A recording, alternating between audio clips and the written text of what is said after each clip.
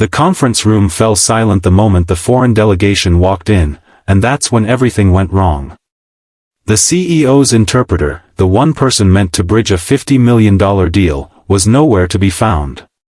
Phones buzzed, assistants whispered in panic, and across the polished marble floor, a single father in a janitor's uniform froze mid-step, clutching his cleaning cart as if it were the only thing keeping him steady in a collapsing world.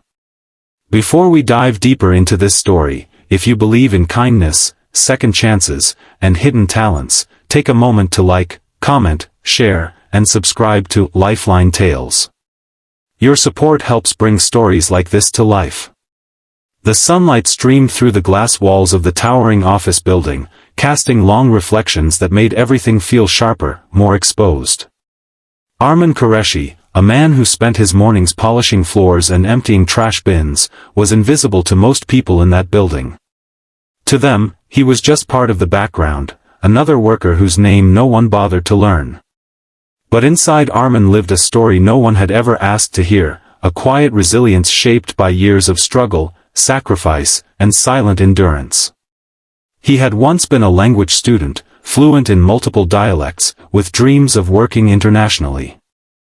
Life, however, had not followed his plans. A sudden illness took his wife, leaving him alone with a young daughter, Sana, whose fragile smile became both his greatest strength and deepest responsibility. With no time to chase dreams, Armin had taken the first job he could find. A janitor's uniform replaced his academic ambitions, and survival replaced aspiration. That morning had started like any other. Armin had packed Sana's lunch, braided her hair carefully, and promised her he would be home early. She had smiled, trusting him completely, unaware of the battles he fought every day to keep that promise. By the time he reached the office building, the city was alive with energy, but Armin moved through it quietly, like a shadow. Upstairs, chaos was unfolding. The CEO, a sharp and demanding woman named Mira Khanna, stood at the head of the conference table, her composure beginning to crack. The deal they were about to finalize could redefine the company's future. Months of preparation had led to this moment, and now, the absence of the interpreter threatened to destroy everything. The foreign delegate spoke a language none of the executives could fully understand, and the air grew tense with every passing second. Emails were checked, calls were made, but the interpreter remained unreachable. Time was slipping away, and with it, millions of dollars and years of effort. Armin, unaware of the full gravity of the situation, had stepped into the hallway outside the conference room to clean a spill. He heard fragments of the conversation, words and phrases in a language he hadn't spoken aloud in years but still understood perfectly. His heart skipped. He paused, listening more closely, his mind instinctively translating what he heard. Inside the room, confusion deepened. The delegates exchanged looks, their patience thinning. Mira's voice grew sharper, her frustration evident. That's when Armin made a decision that terrified him. It was not his place. He knew that.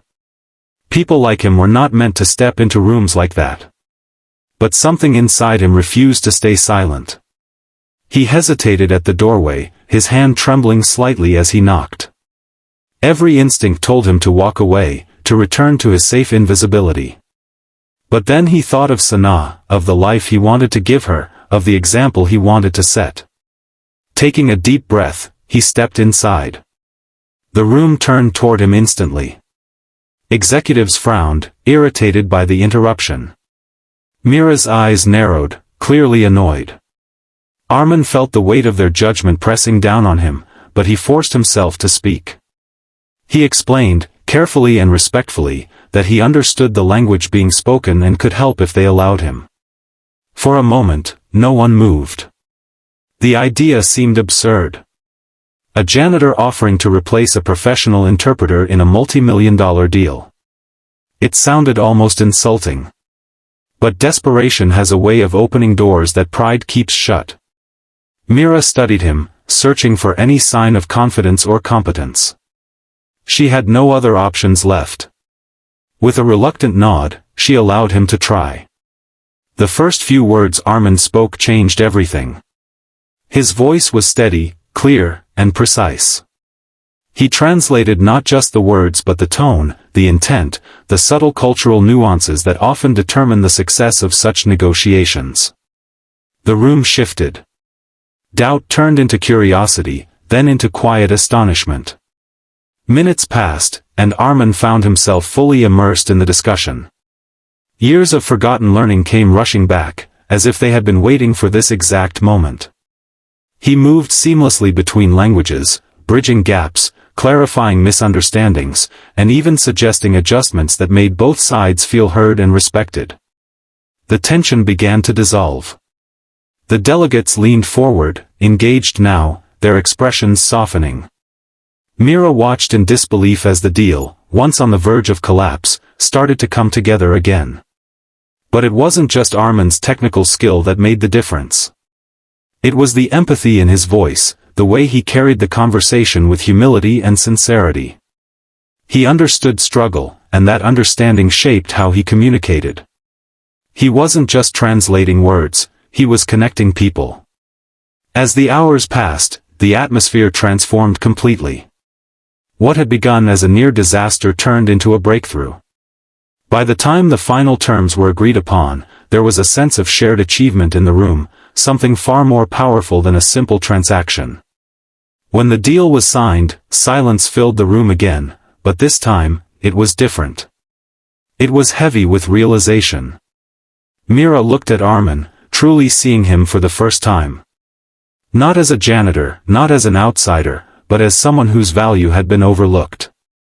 Armin stepped back, unsure of what to do next.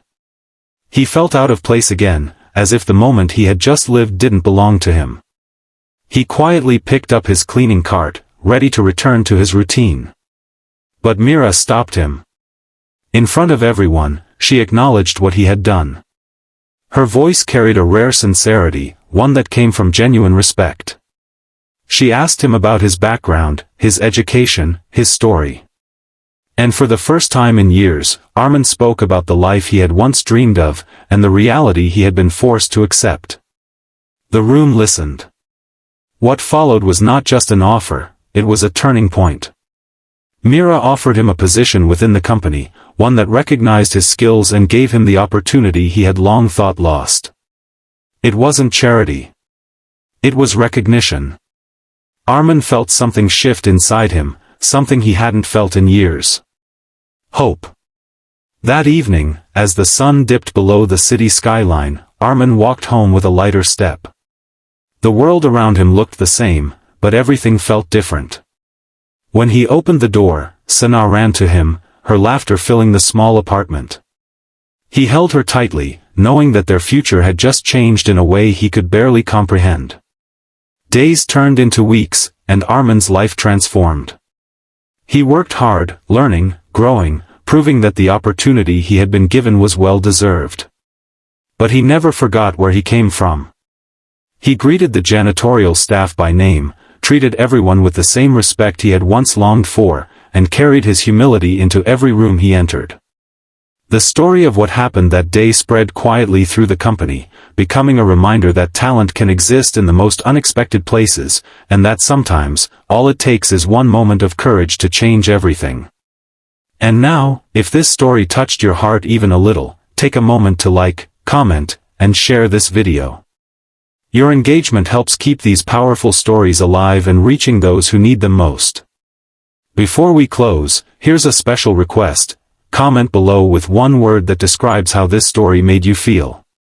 Because stories like Armin's remind us that people are more than their circumstances, more than their job titles, more than the roles the world assigns to them. Sometimes, the quietest voices carry the strongest truths, and the most overlooked individuals hold the greatest potential. Armin didn't just close a $50 million deal that day.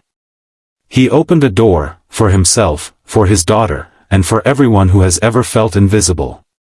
And in doing so, he proved that no act of courage is ever too small, and no person is ever truly insignificant.